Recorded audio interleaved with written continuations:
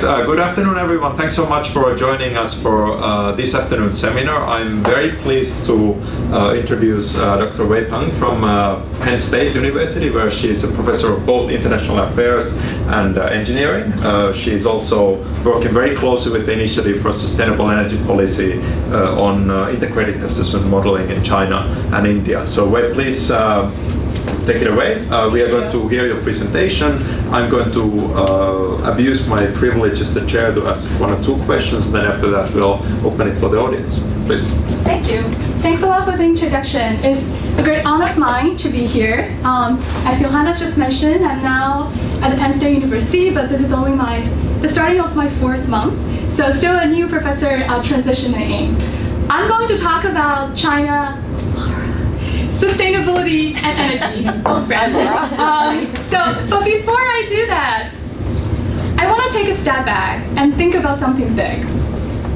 What is it like to have high economic growth? To me, it means that every time I go back to my hometown, a city called Changsha in southern China, there are always new buildings, new roads, new convention centers, and new shopping malls. About 8 years ago, we got a new airport terminal for international travel. And about 5 years ago, we got a new train station for high-speed trains. And about 4 years ago, we got the first metro line running in the city. Now there are 1 more in operation and 4 more under construction. And Changsha is only a 2nd-tier city in China. If we take a look at the larger city, like Shanghai, that was Shanghai in 1987, and Shanghai today. So you could see that this economic development in China has really been transformational. And that is the background for every story we tell about China, including the growing pains. Arguably, China is the world's worst polluter. It is the global top carbon emitter. It has very severe air pollution at home, causing 1.6 million premature deaths every year. And in the past decade, water pollution and water stress has become increasingly severe. So we can definitely see a lot of growing pains associated with the economic development. But what is behind this economic growth and environmental problems? Energy. And for China, mostly coal. In order to support this economic development in the past 3-4 decades, the energy consumption has been increasing rapidly in China. And coal, which is the darker brown line here, remains to be the dominant form of energy. We know that burning coal emits carbon emissions, and because coal also contains sulfur, nitrogen, and ashes, burning coal also emits air pollutants. On top of that, a lot of coal-related activities consumes water. For example, coal-fired power plants usually need water for cooling purpose, unless they use more advanced technology that uses air. So, the past is the past. How about we looking at the future? This is just like one projection from the U.S. Energy Information Agency. So you can see that for the United States, which is the pink line down here, the electricity demand is projected to grow in the coming 4 decades, but not by too much. In comparison, if we look at China, which is the yellow line here, the electricity demand is projected to grow very rapidly. So what does it mean? It means that hundreds or even thousands of new power plants need to be built. But are we going to build more coal-fired power plants, which is dirtier, but still cheaper in China? Or are we going to build more solar and wind power plants, which are cleaner, but on a levelized cost basis, still more expensive? And this is really the motivation of my research. How can we really looking at not energy issue and environmental issue as 2 separate things? How can we really looking at the nexus of this energy environment issues? I also want to emphasize that climate change is a global concern. But in comparison, things like air pollution and water are largely local to regional concerns. Public opinion researchers have found that worries about global warming are less pressing than worries about clean air and water in your home cities. In other words, these local concerns carry much more weight than global concerns in shaping people's energy preferences and decisions today. So, a good question to ask here is that how can we design the energy strategy in a way we can simultaneously address local and global sustainability challenges?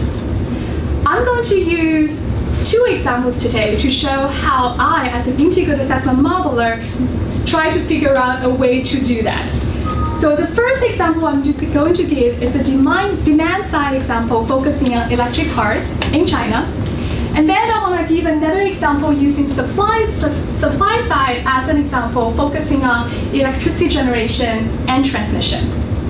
Any questions so far? Okay, let's get to the first example looking at electric cars. If you have been following the news, you probably know that China is really scaling up its electric cars development domestically. So you can see that starting from early 2011 or so, the electric car sales in China has been increasing rapidly, and comparing with the United States, China is definitely doing far better than here. On top of that, in 2017, the government also proposed a plan to develop a gradual phase out of vehicles that use fossil fuels. Until today, there was only one pilot program in Hainan province, but you could imagine that if the country really scales up this at the national level, this will be a game changer for the automobile industry, both domestically and also internationally. Remember that China has air pollution problem. It also has carbon emissions. So a good question to ask here is that what role can electric cars play? Given that we have two problems at hand, one is air pollution, the other is climate. So what we did is that we tried to use an integrated assessment method to evaluate the air quality, the health, and also the CO2 implications if China uses more electric cars in 2030 time horizon. So how exactly we do this? Now I want to put on my engineering hat and go through the method a little bit. At the highest level, what we start with is a baseline energy and emissions projection. Basically, what if China continues to use gasoline-based electric cars? What will be the implications on the emissions and energy use by 2030? And then we assume that how about electric cars will grow rapidly in the coming decades? What if by 2030 there will be like 30% of two-axle car, basically passenger cars and lightweight trucks? What if 30% of them are going to be electric? And what will be the implications on the emissions of both air pollutants and CO2? And then the next step is thinking about, okay, we have changes in emissions. What will be the associated changes in fine particulate matters in the air? So those fine particulate matter, they're so small, they can penetrate into your lung and pose health threat. And that is the reason why we focus on this. In order to make this linkage between air pollutant emissions and actual air pollution, we have been using a regional air pollution model called WRF-CAM. I just want to show you why we cannot just stop at emissions, why we need to use this like super computing intensive model to understand the concentration, implications on concentrations. Here is just like what I'm going to show you hourly PM2.5 concentration, just like for representative week in 2013. And I can tell you that the emissions didn't change much in that week, but see what will be the changes in PM2.5 concentration. That is what is showing here. The red means higher PM2.5 concentration. So this is the reason why we need to go for a really highly computer intensive model in order to get this right. So you can see that even though emissions didn't change much during that period of time, the concentration really shows significant variations. There are few reasons why this is the case. First of all, there is wind transport. So if you have emissions in Beijing, it can be transported into downwind regions. That's part of the story. The other part of the story is that the chemistry and physical reactions in the air are actually highly nonlinear. So we have to think about what is the relative humidity, what is the temperature level, and that will collectively determine the concentration of PM2.5. Okay, and after we get an idea of what will be the changes in air pollution level, we go for two more steps. First is that we use the annual mean concentration level to proxy for your exposure to air pollution. And then we want to assess what will be the changes in mortality, because epidemiologists have spent like a few decades trying to figure out if you expose to air pollution for a fairly long period of time, what will be the increase in your mortality risks due to cardiovascular diseases, ischemic heart diseases, or lung cancer, etc., etc. So this is just like a one-slide overview of our method. Any questions about this? Okay. Can you explain the changes in human exposure? So yeah. How do they change?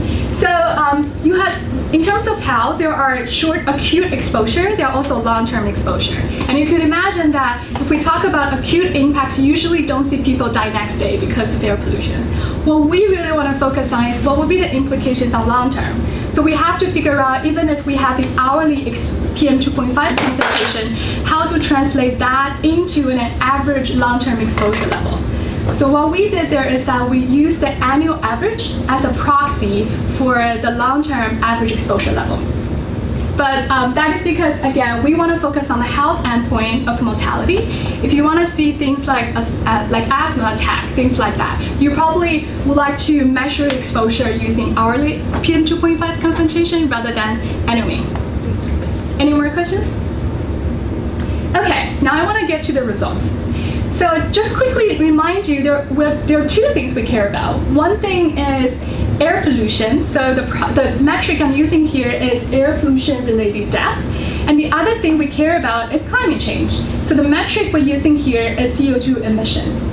So if we go for the current power mix, which is basically almost 60 to 70% coal, and at a national level, we do find reduction, which is the brown arrow down here. We do see reduction in air pollution related deaths, which is good. But we don't see much happening on the CO2 side. And why is this? The reason being that when we use more electric cars in our transportation sector, we can reduce gasoline consumption in the transportation sector, as well as the associated air pollution emissions and CO2 emissions. But at the same time, we have to increase the generation of electricity in order to charge those electric cars. Because in China, a lot of power plants already have annual pipe controls for air pollution emissions. Even though we increase generation from coal-fired power plants, that doesn't really offset much of the reduction from reducing gasoline consumption in the transportation sector. But it's a different story for carbon emissions. So here, what we are observing here is that given that the coal power generation, the coal is really the dominant form of electric power source in China, this decrease in carbon emissions due to reduction in gasoline consumption is almost offset completely by the increase in carbon emissions to generate more coal-fired power plants. If we take a look at a more carbon-intensive grid in China, in Mongolia, it has higher than national average carbon intensity and coal intensity of this grid. We can actually see an increase in carbon emissions if that grid use more electric cars on the roads. And that is because here, the increase from the power sector more than offset than the decrease in the transportation sector. And this really motivates to think about cross-sector strategies. It is not good enough to just think about getting more cars to use electricity. We also need to think about, can we also simultaneously decarbonize the power sector?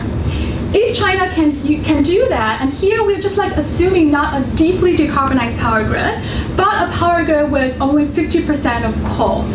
If we can do that, we not only increase the benefits in terms of public health and air quality improvement, what is really significant here is that now we get significant net reduction in carbon emissions by having more electric cars on the road.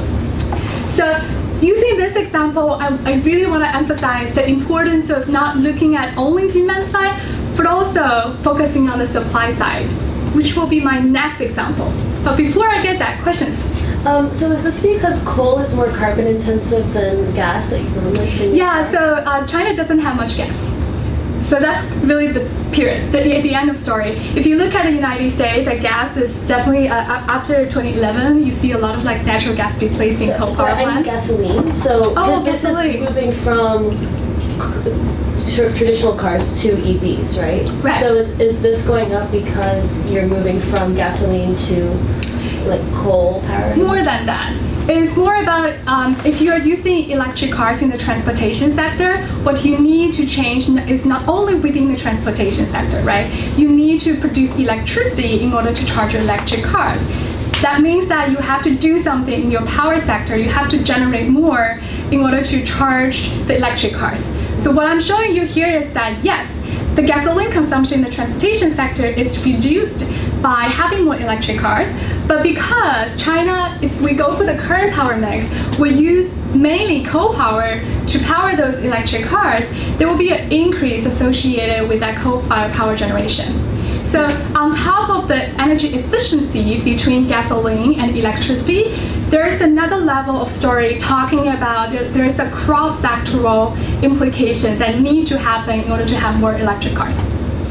Does he answer? Yeah, I thought you were talking about natural gas, but now I get it. Okay. Any more questions for electric cars? Okay. I guess from the previous example, I hope you're convinced that we need to look at the supply side story as well. So there are some good stories. So arguably, China is the rising green giant. If you look at the investment in clean energy, solar, wind, etc., here's the China. Can definitely see the increasing trend in the past decade or so, and China is now the largest investor in solar and wind. But that's just like part of the story because the generation fleet in China is still dominant in coal, and what is even worse, a lot of coal are kind of like new coal. So here, this figure is already a few years old, but the red part is the coal-fired power plants in China, and this is by age. So you can see that there are like two stories that in this figure. One is that China has a lot of coal, and on top of that, a lot of coal power plants are kind of like 0 to 5 years old. Given that the lifetime for coal power plants is roughly 40 years, those coal are going to be there for a very long time. So in order for China to really address the sustainability challenges, we have to ask the question about how to manage the coal fleet, in addition to what you probably have heard a lot about, the solar and wind story. So using this example, I talked about carbon in the electric cars example. Here, let's just focus on the other two local problems China is facing. One is air pollution and one is water. These two are local issues, so we have to understand where in the country these issues are important. These two figures here shows you the air pollution level and water stress level in China. The darker is the color, the more severe is the environmental stress. So you can see that the air pollution is really severe in the eastern and also southwest part of China. That is where a lot of economic activities are happening. That is also the area where population density is higher. But if you look at water stress level, it is broadly speaking the northern part of China that is under more severe water stress. So there is like supply story here. For example, the northwest is a very dry area, a lot of desert over there. And there's a demand story here as well, such as, for example, Beijing is here. This darker blue is also driven by a very high water demand in that area. But you could see that there's a geographic mismatch between where China has air pollution problem and where China have water stress issues. And that will have implications when we're thinking about cross-region infrastructure, such as transmission system. So you could imagine that there will be a difference between air pollution-oriented and water-oriented transmission system. If you want to really solve the air pollution issue, you probably want to transmit renewable power from the western part of China to the eastern part of China. But if you want to really use renewable generation as a way to tackle water stress, you probably want to use those renewables locally in this like northern water stress regions. And that is the question we want to examine here. How should we think about the transmission system design and how to manage the coal-fired power plants, given that China have two regional environmental problems that have different geographic patterns? So What we did for this project is that we use an integrated assessment so that we can design China's power system for air pollution as compared to water objectives. Again, just one slide version of how we did this. So we start with some scenarios for 2030. The reason being that there will be variations in terms of total demand levels. There will be variations on how much China can actually achieve renewable integration. So we want to design multiple scenarios to represent possible futures. But for the talk today, I would just use one example of many we examined in this paper. This is just one projection from the International Energy Agency. This is the World Energy Outlook New Policy Scenario back in 2017. From that scenario, it is still quite conservative in the sense that by 2030, they project non-coal generation only for 57%. So the rest will be the coal. And then what we did is that let's design an optimization model so we can really see how the infrastructure are going to be designed in a different way when you have a higher priority to tackle air pollution as compared to water. The way we implement that is to optimize the 2030 coal-fired power plants and transmission relative to 2015, and we can make decisions on how much coal we want to generate and also where coal power plants will be generated with the help of transmission, and also what kind of plant configurations we're going to use. Because if we use anode pipe control technologies on power plant, then we can significantly reduce air pollution.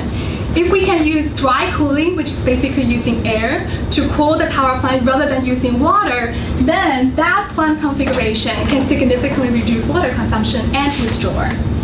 And then the objective here is to minimize the annual national total physical cost and environmental cost. The physical cost is just the normal terms, generation and transmission cost. But what is more interesting is the air pollution and the water cost. We monetize air pollution costs by multiplying the amount of emissions with an evaluation for air pollutant emissions. And we monetize water costs by multiplying the amount of water consumption with the valuation for water.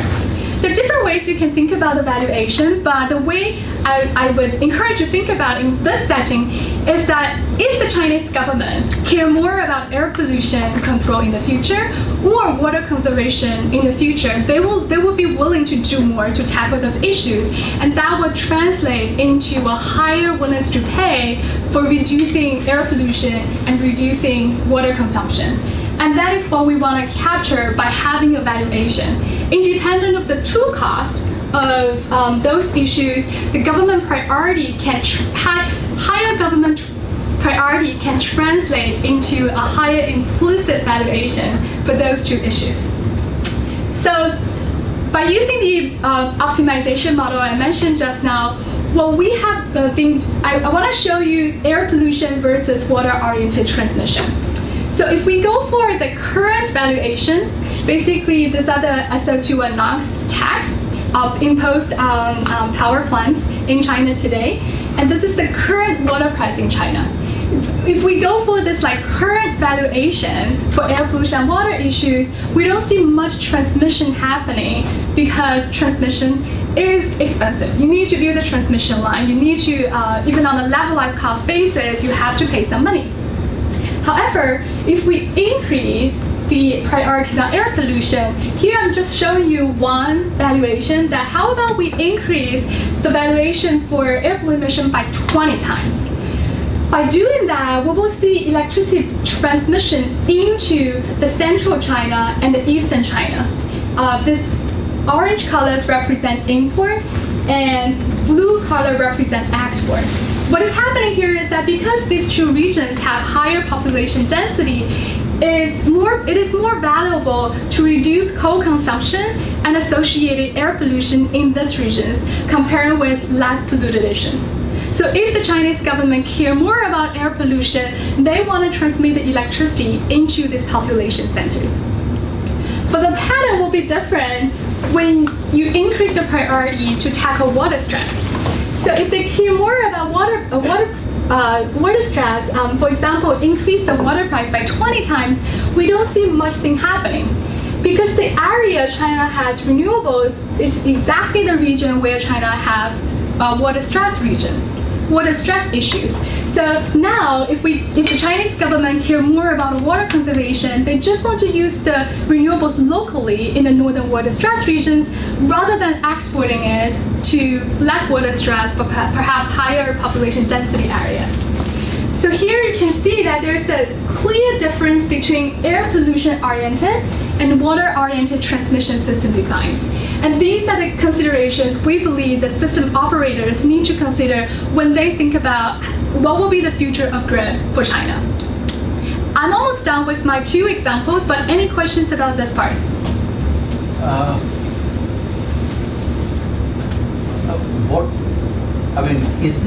Is there a possibility that you develop your wind turbines around the north of China, which supply not only the local needs, Yes. but also the needs and also transmit that power down south? In fact, towards the south, you have, so towards the south you have this 3 gorgeous Hydro is here. hydro project Yes, there. yes. Now that could, if you have strong transmission lines, Yes. 1100 kV transmission lines between the north and south of China, then this hydro, and it's a big storage hydro there, so it could kind of help manage the intermittency Yes. of wind that flows Yes. from the north, Yes. and then it could serve your eastern coast. Yes.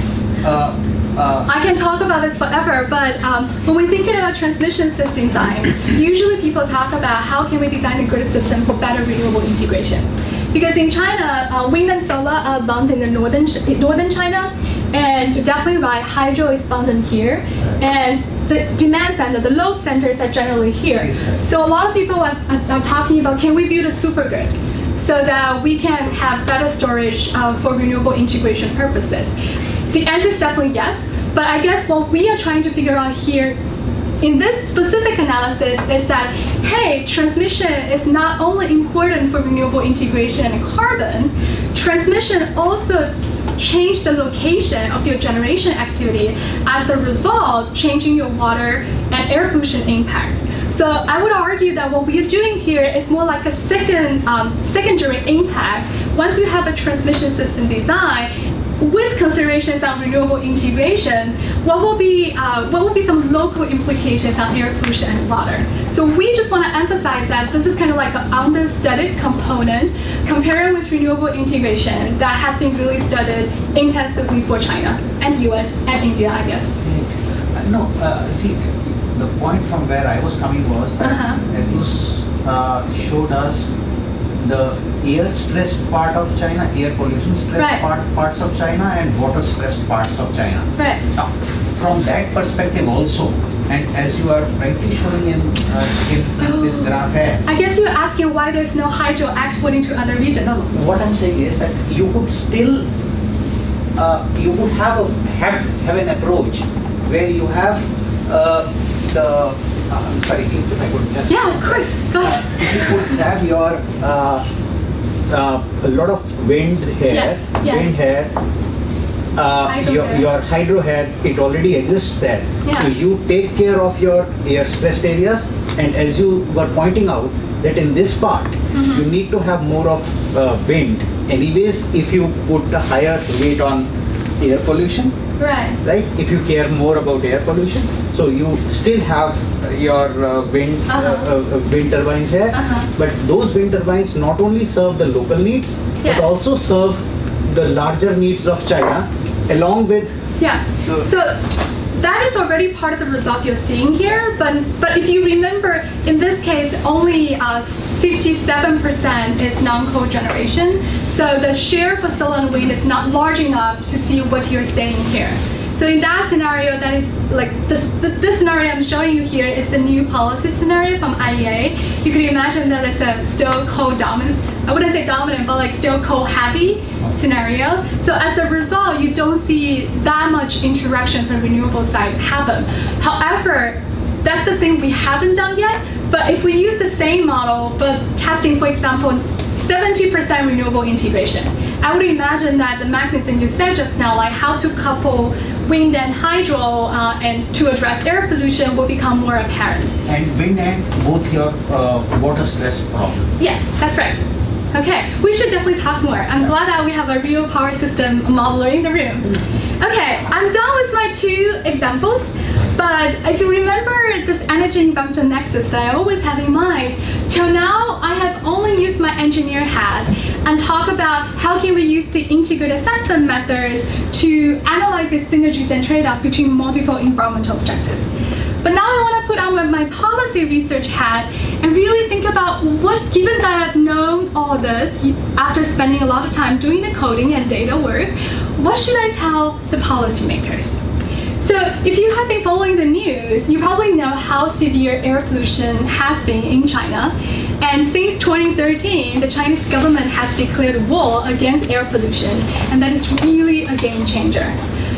Since 2013, there have been a lot of policies being implemented. A lot of air pollution control policies also target how can we reduce coal consumption, for example, and that will have like climate co-benefits associated with that. So, as an engineer, we have spent a lot of time thinking about how should China co-control air pollution and CO2 emissions, given that the air pollution is already a government priority, and this is really a great policy window for China to lock in some of the climate-friendly actions as well. So we have found a lot of win-win solutions that is beneficial for both, such as reducing coal consumption, increasing renewables, improve energy efficiency, as well as some like new technology deployment, such as using coal and biomass together with CCS. We also find some strategy that is good for air quality, but not that good for carbon mitigation. For example, if we put more annual pipe controls on power plants, that will reduce the plant efficiency by a few percent. As a result, increase your carbon emissions per electric output. But that's really a small penalty, I would say, compared with the amount of air pollution reduction we can get. And we also find China has been doing converting coal to gas. We call that synthetic natural gas power plants. That's really a headache for carbon emissions. If we convert coal to gas, yes, gas is cleaner, so we reduce air pollution problem to a large extent. But by converting energy multiple times from coal to gas and then gas to something like electricity, you really decrease your overall efficiency and increase your life cycle carbon emissions. And that's definitely a bad thing for carbon. We also find things that's case dependent, like the example on electric vehicles I just said. That is a case dependent scenario based on how decarbonized the power system is at the same time. Another example is electricity transmission corridors for air pollution control. China is building exactly transmission corridors under air pollution control purpose, and you could imagine that if you transmit coal power from the west to the east, you solve the eastern air pollution problem but you don't get much carbon mitigation benefits because you're burning coal anyway. But if you can use the transmission corridor to transmit renewables, that will be the situation where you get co-benefits for climate. So we have done a lot of calculation and estimation for all the strategy, and we have identified some different characteristics. It seems to be straightforward. What should we tell the policymakers? So for those strategies that are win-win or have a lot of public health benefits with just a tiny bit of carbon emissions, let's just do it. But for those strategies that have good air quality implications but really bad for carbon emissions, let's try to avoid those developments. And finally, for those strategies that's a case dependent, let's be strategic and thinking about how can we really make it win-win. But I should also say that this is just the most straightforward suggestion we can give to policymakers. But if we take a step back and think about the deeper challenge that the Chinese government is facing today, I would say that is how to bring this near-term and long-term issues, near-term being air pollution, long-term being the climate threat, and how to bridge this local and global concerns. In other words, a fundamental question the government should be thinking about today is that how much decarbonization can be achieved if we just rely on air pollution, water, or health incentives, all this near-term and local stuff. I would argue that there are reasons to worry. Yes.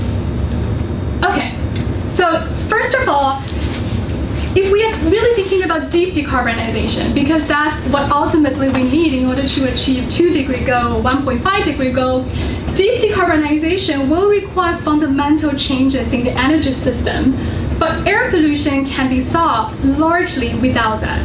And the United States is a very good example. We have very good annual pipe controls for vehicles, for power plants, and we can largely solve the air pollution problem without really tackling the real issues in the energy system. On top of that, the marginal cost to squeeze coal out of the economy will increase as low-cost options run out. About 10 years ago, China started to close down small coal-fired power plants. Small meaning lower than 50 megawatt. So those are really low-cost options to squeeze coal out of the economy. But today, that percent is down by only 10%, down to 10%. So even just looking at the power sector, we are already observing low-cost options running out. And then China needs to think about what will be the higher cost options in order to really further reduce coal in the energy system. The second reason to be worried, I would argue, is that as air gets cleaner, the urgency to curb air pollution will reduce. So that will leave smaller room to emphasize climate co-benefits over time. But I would also argue that there are reasons to be optimistic if China can continue and accelerate its clean energy transition, continue to be this green giant. And if China can coordinate the policies for air pollution, water, climate, and energy. So you can see that there are a lot of things here, and I would be happy to talk about this in Q&A. The governance structure is not there yet. But I think this is a common challenge no matter which country we're talking about, even here. Finally, there is a final caveat because when we're thinking about the climate issue, it responds to cumulative global emissions. It doesn't really matter what China is doing domestically, it matters equally what China is doing internationally. So there will be linkages between China's domestic and international activities, such as the Belt and Road Initiative, and there will be linkages between the recipient country's local needs and China's Go Global strategy. I would highly encourage students in this program, and also in my home department at Penn State, to think more about these linkages. With that, I'll just end here and take questions. Wonderful, thank you. So I'll start with two questions. Sure. The first one is just on the assumptions, and this is going back to the study on transmission planning. Are you assuming in that study that you can kind of redesign the system from scratch, where plants can be moved freely, or do you assume some kind of inertia in the system? Well, if you're talking political inertia, no. If you're talking about infrastructure today, yes. So what we did is that we want to design a 2030 scenario compared to 2015 with the consideration on what is already in place today. But we don't consider the inertia over time. So for example, if you have a power plant today and you already designed a transmission capacity for it, we assume the cost will be zero for that transmission. There will be some operational cost, but we don't assume additional capital cost to remove that transmission line. So you're assuming that the things that are already there can be had for free? I mean, you could take them out, right? You could decide, okay, I don't like it. Got it. Okay, that's good. The second question is on the broader and the long-term planning here. So what is your thinking if we assume that things go as they are, so China's coal use will probably not increase much, but it will probably also not decrease as fast as some people would like it. How much time do we have? When do we need to start really shutting this down if we want to achieve, let's say, Yeah, you know what? I have mixed feelings because there's a part of me worrying about global warming. My answer will be right now, today, next second. But there's another part of me who grew up in China and really see firsthand a lot of trade-offs that the government and also just like ordinary people need to face between economic development and shutting down coal. So if you have been seeing what is happening last year in 2018, yes, the carbon emissions in China increased slightly in 2018, partly because the economy wasn't really doing well before. So a lot of like really polluting industrial plants were operational last year. So this is not a good news for carbon mitigation for sure, but I also see the reason why it was the case. What I would argue is that try to embrace this air pollution crisis as a policy window for clean energy transition. Because this is really like the government is doing this, and like from the top level to provincial level, they're all like on the same page. Let's reduce air pollution and see if we can use this to reduce as much coal consumption as possible. But at the same time, if we could put annual pipe controls on power plants, I think that's still, like giving coal power plants slightly more longer lifetime, I still think that's a reasonable thing to do. So I didn't really answer your question, but I really have mixed feelings. Okay, that's fine. Yeah. So why don't we get a few questions from the audience? Who wants to go first? I was just wondering, what role is there in China's energy policy for nuclear energy? Yeah, I didn't really talk about nuclear much. So China is, I believe, almost the only country that is adding more nuclear power plants around the world. And it's definitely the largest installer for nuclear. So I think my impression is that China is not really betting on one single technology. They're not like saying that let's just bet on wind and solar, or let's just bet on nuclear. There's like no silver bullet, and they're really looking at these things as what we need as a portfolio in the future. So if you remember my slide showing the projected energy demand in China as compared to the United States, you probably see the reason why this is the case. Because in the United States, the electricity demand is kind of like stabilized already. So we are talking about what plants to retire and what kind of the marginal plant to add. Well, what will be the, like, what kind of like share should natural gas plant operate as compared to like other power sources? It's a different story in China. Because everyone knows that we need to build more power plants. So there is some competition strategically between nuclear route as compared to renewable route, but in terms of actual investment, the competition is less in China compared to here. So I think the Chinese government is focusing on nuclear a lot these days. I also think that yes, nuclear safety and also waste is a concern, but I don't see the nuclear fear as much there compared with here. Nuclear fear meaning there's a disaster and things can go south. Right. Thanks. Any more questions? Hi. I think China kind of gave a little bit of a surprise last year when it joined the Global Wind Energy Council. And just last week, I think EDF announced that they were now signing up for a large couple of offshore wind projects off the coast of Beijing. Do you see any other parts of the energy network being opened up to other global partners? Are you saying like other global investors investing offshore energy in China, offshore wind energy? Well, other segments of the energy infrastructure in general. So I get invested in transmission or onshore wind or even nuclear. Yeah, as I said, I really think China is like doing everything. I think I emphasize, in my own analysis, I emphasize more onshore wind and solar just because they're like more mature. And if you look at offshore, it has been at the deployment and demonstration stage in the past 5 years or so. So I'm optimistic, I should say, and I think one benefit of having offshore is that offshore wind is that they're close to demand centers like Beijing and Jiangsu provinces. So I don't see any reason why China don't want to do that. I think they definitely want to do that as long as they can figure out the transmission thing and also the actually pricing thing. Pricing is really a big thing over there because the electricity price right now doesn't really, well, that's an exaggeration, but it doesn't 100% reflect the cost. Let me put it this way. And it's also not as flexible as the United States, where you really see how the generation costs translate into price signals in the consumer market. It's not the case in China. They really determine the price in advance, and there's like limited flexibility in terms of how to change the price.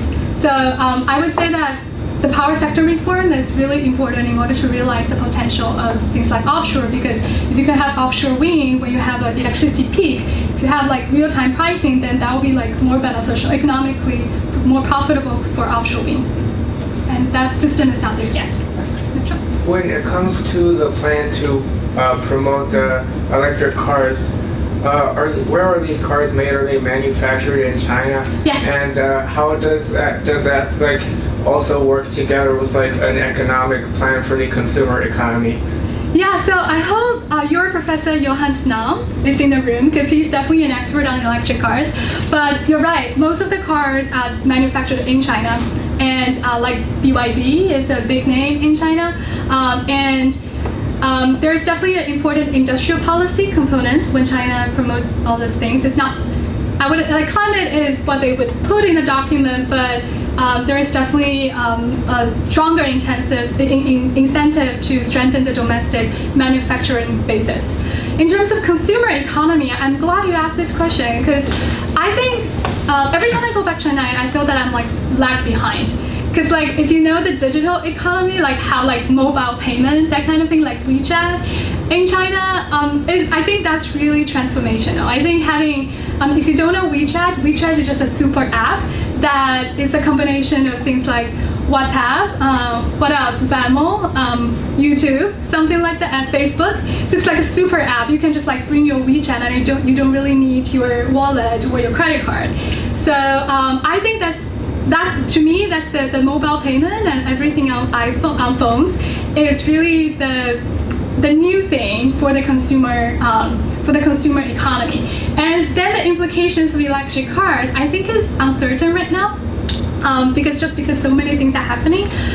But there are definitely a lot of subsidy programs, a lot of demand, so a lot of if you get an electric car, you can get your plate, that kind of thing. But I haven't seen a large-scale transformation as it is comparing to like mobile payment thing. But I hope that could happen. People think this is a cool thing to have, and all of them will get electric cars. I see you first, and then the lady. Sorry, I came in a little bit late, so you might have touched this issue, but about fracking in China and what. I'm so glad Laura's in the room because I can talk about there's it. a water scarcity issue, and Yes. Americans are very good at fracking now. What are the lessons that China can draw from regulations and U.S. technology or Yes. whatever? Great question, and that's my friend Laura Singer. Laura and I went to grad school together, and back in 2012, we went to China together looking at methane mitigation options for China. And one of the big consideration back then was looking at shale gas development. So we have been looking at that since then. The short answer is that the shale gas miracle here probably won't happen in China.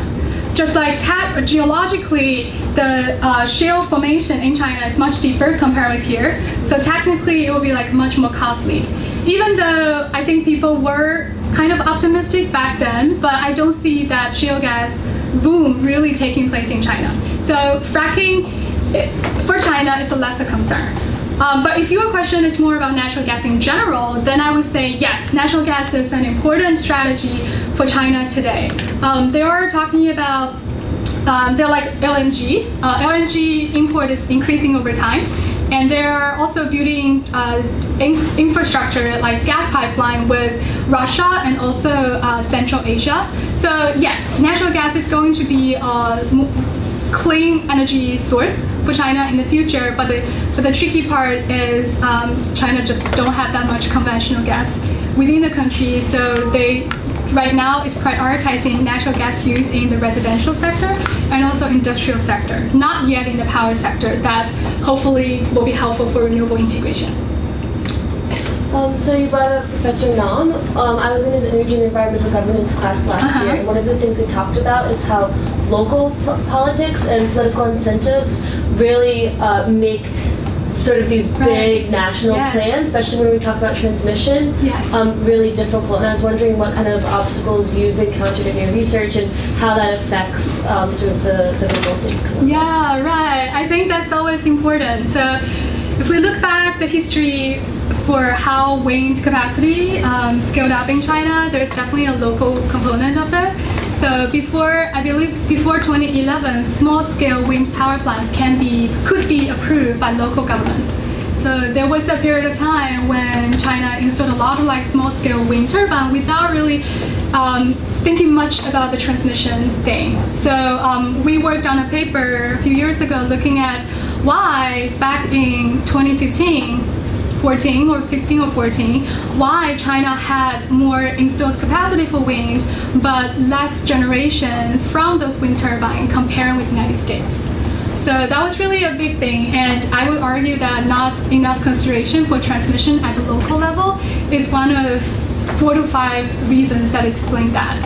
On top of that, if you're talking about coal, I think the coal is most abundant in Shanxi and Shanxi, which is 2 provinces in north-central part of China, and they're really experiencing a hard time. If you're looking at the employment data, things like that, they are having a lot of trouble these days, and that is why some of them are thinking about synthetic natural gas power plants so that they can continue use their coal resources but not violating this overarching goal to reduce air pollution.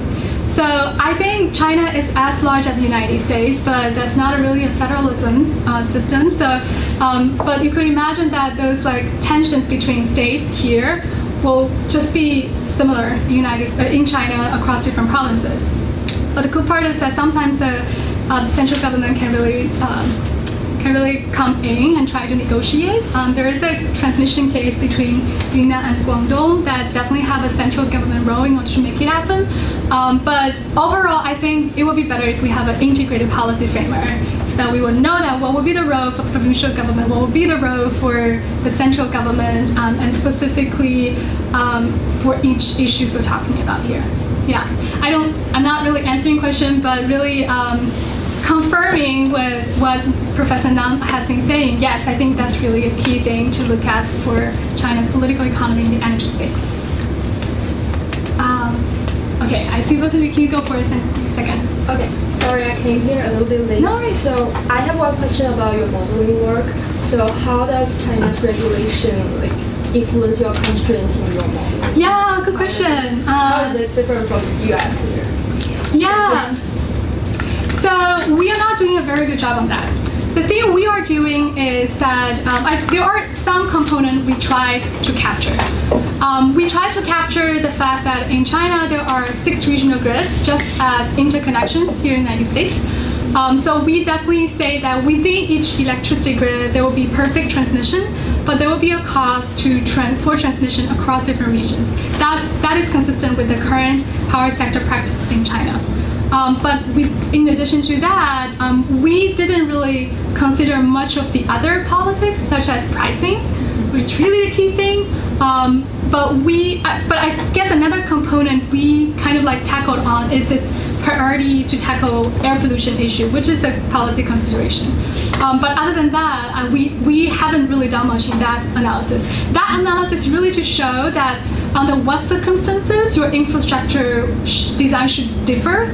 So I just show like 20 times higher water price or air pollution price, but in the paper we definitely examine other price combinations. But the point we really want to make is that under what price combinations you will see transmission system design in a different way.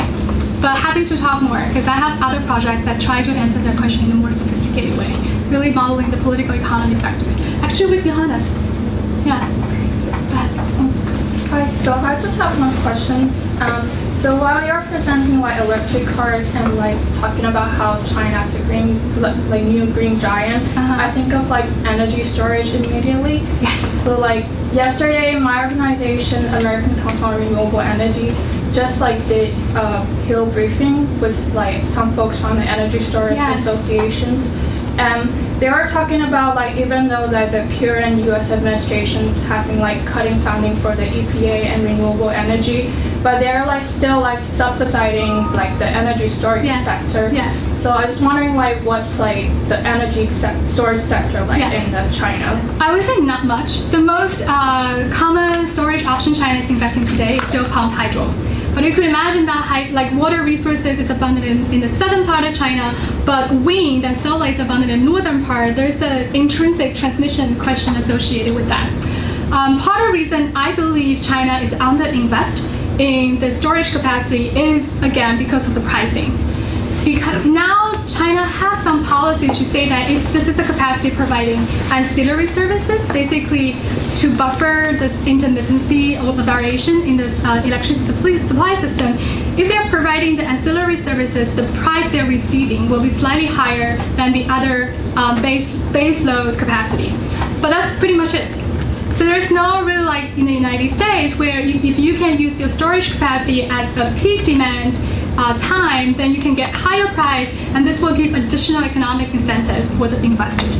That is not there yet. So I really think that figuring out, I honestly, personally, I don't think a complete deregulation could happen in China. My personal view. Other people may have different view. I don't think it's hard for China. It's hard for me to think about a system for China that pricing is really like real time. It's hard to do that, but I think at least from the government perspective, if they can think about some other ways to create subsidy or enough economic incentive to invest in storage, that would be a really important thing. Now they're really like, there's another story here is like which state-owned company is like stronger politically. Like China is definitely emphasizing a lot on transmission because we have a super good company called State Grid Corporation of China. They're super powerful in China domestically in the political agenda, so that's why you probably have seen a lot of like ultra high voltage transmission coverage for China. But you probably haven't seen that much in storage because I haven't seen a very strong player in the storage space in China. Thank you. Like, are there other questions? Do you have another question? We have Go time. ahead. Yeah, we have Go. time. I have 3 questions. Okay. Yeah. Do I need a pen to write it down? Go for it. No, the first one is very easy. I mean, the first one is that what is the percentage of by what percent will demand in China be contributed by electric vehicles by 2030? That's a question mark. So what we did here is that we did different scenarios. We assumed 30% electrification. We also assumed 50%. I don't have that number on top of my head, but my impression would be like 10% increase, 5 to 10% increase in total electricity generation. Because of electric vehicles? Yeah, I think it's 5 to 10%. But don't quote me on that. I can dig out that number for you. I mean, relative number, comparison with India is that by 2030, in India it's projected that if 100% electrification of electric vehicles were to happen, the demand on top of a business as usual scenario by 2030 will increase by 3% on the outside. Yeah. Well, what kind of electric vehicles are being electrified? Are there like light trucks or are there like two? That all cars in India, all passenger cars in India, if they were to kind of they were to go in for electrification, then this would be on the outside 30% increase by 2030. So that is I'm surprised. Why is that so small? Well, exactly. Oh, I guess the reason is the electric total cars number in China and India are different. Like the total amount of car in China today, I don't know the India number, but like in China it's pretty large. So if we say 30% electrified, basically you multiply 30% based on a huge base. Yeah, and that number should be smaller in also India. assume that the Indian economy would continue to grow at 7.5% the way it's growing now. Yeah. And at that growth rate, Yeah. I think we would have probably a lot of cars by 2030. Right. But then that is one part. That's Yeah. just I just wanted to have a comparison vis-a-vis India. Yeah, I can look up the exact number for you. Yeah. Second is that when we talk about, say, in the analysis, I got an impression while you were answering the question that when you have used some goal programming for Goal programming. goal or multi-objective Yes, programming exactly. for doing this. So Yes. so when you give, say, equal weight to water concerns and air quality concerns, then what is the kind of grid configuration that you get? You know what? We were not able to answer that question. I guess you're talking about like Pareto improvement or Pareto Yeah, frown. yeah. No, that is not the way we're doing this. the way we're doing this, that we really focus on the exact numbers for valuation of water and valuation for air pollution. So given that you're familiar with the power system, you would know that the water consumption is very small from the coal power plants. So if you're really thinking about equal weight from the policy perspective, we need to have a very, very high water price in order to have the water issue as important as air pollution concerns in shaping the power system decisions. So that is exactly the reason why we didn't really use the Pareto front in this paper. What we did is that let's go for the current valuation. Let's just like try to capture the physical meaning of that term, the objective function. But what if we increase by 5 times, increase by 20 times, so increase by certain combinations of both? Yes, I wasn't able to really thinking about what would equal weight mean for air pollution and water issue in this specific setting with some specific policy meaning, but I'd be happy to chat more if you have any suggestions. Yeah, because I mean politically, from thinking from that point of view, you have pressure groups which are kind of would be equally strong on both sides, and they could want a infrastructure setup which addresses all these concerns. So another challenge I have when we were working on this paper is that water withdrawal is much important concern than water consumption. For those of you who are not familiar with the power plants, so power plants, when they use water for cooling, they take some water in, depending on what cooling technology you use. There is a system called once through. So basically, you take the water in and you basically cool your engine and you let the water out. So it's like once through. But there's another system called wet cooling tower. Basically, you take the water in, you use it multiple times in your system and having a pond besides, and then you let the water out. So what basically I'm saying here is that there's a water withdrawal part that is basically how much water you take from your river, but there's a water consumption part that is evaporation associated your cooling process. So what we are doing here is just focusing on the valuation we're doing here is just for the water consumption. Because that water, if it is evaporated by engine use, then it cannot be used by, for example, agricultural sector. That's why we monetize that component. But we impose water withdrawal constraint in order to say that the total withdrawal cannot be higher than the available water in that area. But when we were doing this project, there was really a question of, if we want to really say water concern, there's a withdrawal part and there is a consumption part. How can we model it with some physical and policy meanings? And that's why we ended up doing this way, having the water consumption being monetized and having withdrawal as a constraint. But I'd be happy to explore future ways of kind of like think it more systematically, not modeling one as objective, one as constraint, but combining in some way to get a better sense of that. In fact, this naturally brings me to the third question. And that is around, you talk about inter-regional linkages, the inter-regional energy system linkages, inter-regional air quality, water, I mean everything is kind of regionally linked. Yes. Now, and also on top of it, you just talked about some restrictions or something happening in power sector which is impacting agriculture. Yes. And similarly, I could just take the argument forward and kind of link China with the rest of the world. Yes. Now, if this were to be modeled in an integrated framework and using a top-down approach, could we consider some kind of a regional computable general equilibrium, regional CG kind of a framework, where we kind of talk about these things and evaluate these things both from a top-down point of view, and then probably soft link this with a bottom-up approach that... Yes, I'm so glad you're saying it. Sorry, I'm like keep looking at Johannes because we have a proposal with a professor in Peking University exactly on this topic. So the professor we're collaborating with Peking University is like Han Chen Dai, and he works on CGE model for China, and there's an international trade component associated with that as well. So we are definitely talking, the proposal we wrote was looking at electric vehicles in China and India, and can't do a comparison. But if we spend the time developing the model, coupling the CGE model with something I'm showing you here, then we can really answer a much larger scope of questions than just electric vehicles. So yeah, happy to collaborate.